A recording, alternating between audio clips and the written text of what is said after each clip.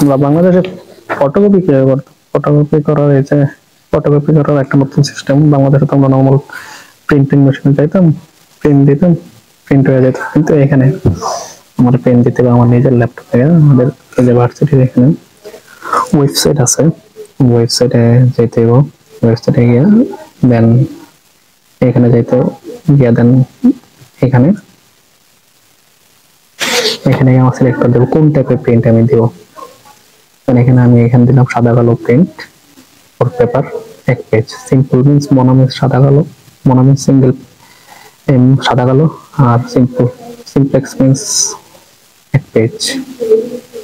দেন প্রিন্টে যাব, কয় কপি দেব? আমি আপাতত এক কপি দিলাম।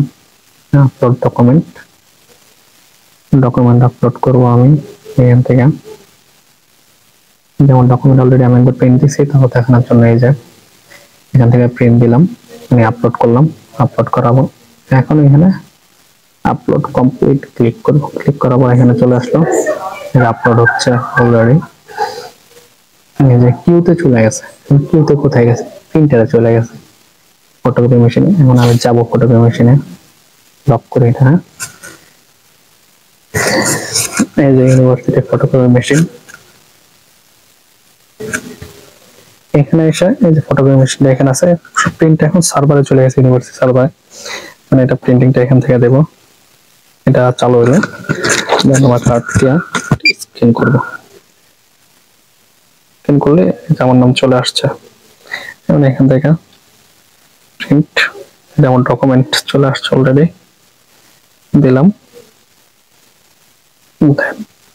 Print, waiting for the print. Print আটকে গেছে, এখন আমি এই জায়গায় আটকে গেছে, যার ফলে এখান থেকে গিয়ে আমি এটা দিব। অনেক সাইজের ইয়া আছে, আমি আমার সাইজ দিলাম। ওকে, এটা লাস্ট টাইম পাইনি, পরে দেখা দিচ্ছি, দেখা এখন পারতাছি। এই যে এখন প্রিন্টে আমার ডকুমেন্ট চলে আসছে, printed. This is a CV for job basically. পেজে প্রিন্টের জন্য আমার 8 পয়সা করে, 8 পাউন্ড করে কাটতেছে, 0.8 পয়সা পাউন্ড করে কাটতেছে। এখন আমি ফটোকপি করবো, ফটোকপি করার সেম এই জায়গায় আমার কাগজটা রাখলাম এইভাবে। দেখেন দেন আমার আইডি কার্ডটা এই জায়গায় ট্যাপ করতে হবে, যেহেতু টাকা আমার থেকে কাটবে। এখানে আমার আইডি কার্ড ট্যাপ করে আমাকে লগ ইন করতে হবে, লগ ইন। এখন আমি দিব এই জায়গায় কপি, কপি কিভাবে কপি দেবো, কোন সাইজে কপি দেবো ওইটা। দেন সবকিছু সেট করা আছে, আমি জাস্ট এখন কপিতে ক্লিক দিব। কপি,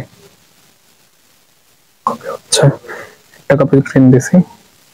এই কারণে আমার ব্যালেন্স আছে এখন আমার কাছে এত, আমার মানে আমি অ্যাকাউন্টে লগ ইন ব্যালেন্স দিয়েছিলাম, তো ব্যালেন্স আছে এত 3টা কপি করার পর। ওইটা চলে যাচ্ছে ভিতরে, তো ফটোকপি হয়ে বের হয়ে গেছে।